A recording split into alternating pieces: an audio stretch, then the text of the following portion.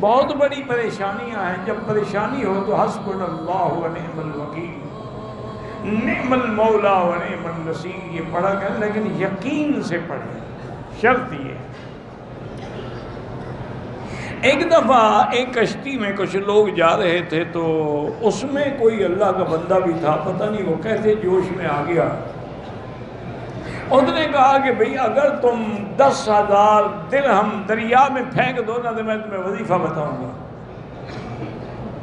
ایک آدمی بیٹھا تھا، اس کے پاس پیسے تھے، اس نے پھینک دی. اب لوگ اس کو کہے یار تم بڑے بیوقوف ہو، 10,000 درہم دریا میں پھینک دیے. انہوں نے کہا میں اپنے پھینکے ہیں، تمہارے تو نہیں پھینکے ہیں. تو اس نے وظیفہ بتایا کہ اللہ کے قرآن کی جو آیت ہے وَمَن يَتَّقِ اللَّهَ يَجْعَل لَّهُ مَخْرَجًا وَيَرْزُقْهُ مِنْ حَيْثُ لَا يَحْتَسِبُ وَمَن يَتَوَكَّلْ عَلَى اللَّهِ فَهُوَ حَسْبُهُ. ہر مشکل میں یہ پڑھا کرو، اللہ تیری مشکلات حل کر دے. اللہ کی شان ہے کہ کشتی ٹوٹ گئی. اب وہ آدمی ایک پھٹے پہ اکیلا بیٹھا ہے اور یہی آیت پڑھ رہا. کشتی کنارے لگ گئی، وہ بچ گیا. وہاں سے چل پڑا کہ میں کوئی راستہ ڈھونڈوں. تھوڑی دور گیا، دیکھا کہ عظیم الشان محل ہے. وہ حیران ہو گیا کہ بھئی یہ سمندر دریا کے کنارے پر اتنا بڑا محل پتہ نہیں کیا. لیکن وہ چونکہ مجبور تھا، بھوکا بھی تھا، وہ محل کے اندر گیا تو وہاں ایک لڑکی تھی، وہ اتنی خوبصورت جیسے کوئی شہزادی ہو. وہ دیکھ کے حیران ہو گئی. اس نے کہا تم کون ہو؟ اس نے کہا میں تو خود بھٹکا ہوا آدمی ہوں. ایسی کشتی ٹوٹ گئی، ایسے میں بچ گیا. گھر دیکھا تو میں پانی پینے کے لیے، کھانا کھانے کے لیے آ گیا.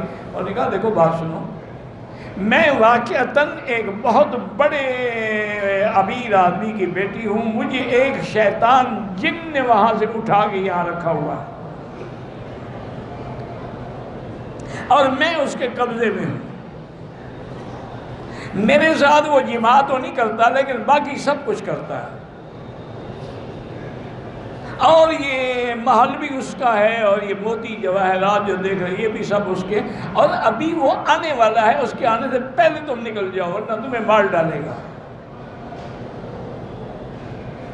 وہ کہتی ہیں کہ ہم ابھی ایسی باتیں کر رہے تھے کہ اندھیرا ہو گیا محل میں. اور کہا دیکھو بدبخت شیطان آ گیا ہے، تم اب بھی بھاگ جاؤ.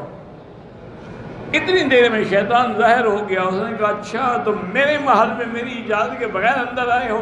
اس نے یہی آیت پڑھنی شروع کی وَمَن يَتَّقِ اللَّهَ يَجْعَل لَّهُ مَخْرَجًا. پڑھتا گیا، پھونک مارتا گیا، شیطان جل کے ختم.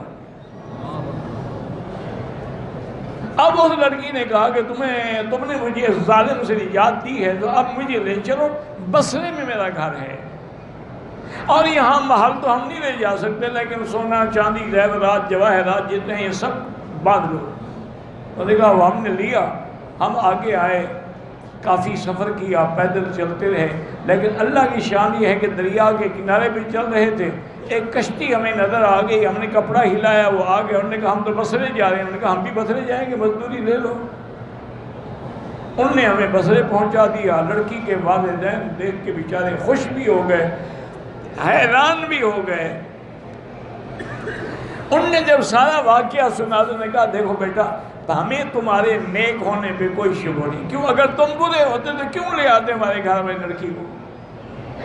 لیکن آخر اتنی دیر تک ہماری لڑکی کے ساتھ تم تنہا تو رہے ہو، لہذا بہتری ہم تمہارا نکاح کر دیتے. اس کے نکاح ہو گیا، وہ جناب شاہی محلوں کا مالک بن گیا. انہوں نے کہا 10,000 درہم بہتر تھا یا وظیفہ بہتر ہے؟ لیکن شرط یہی ہے کہ یقین ہو. ہم پڑھتے ہیں یقین نہیں ہوتا، ہم قرآن پڑھتے ہیں یقین نہیں ہوتا، وظیفہ پڑھتے ہیں یقین نہیں ہوتا. من مكة حبيبي نور سطع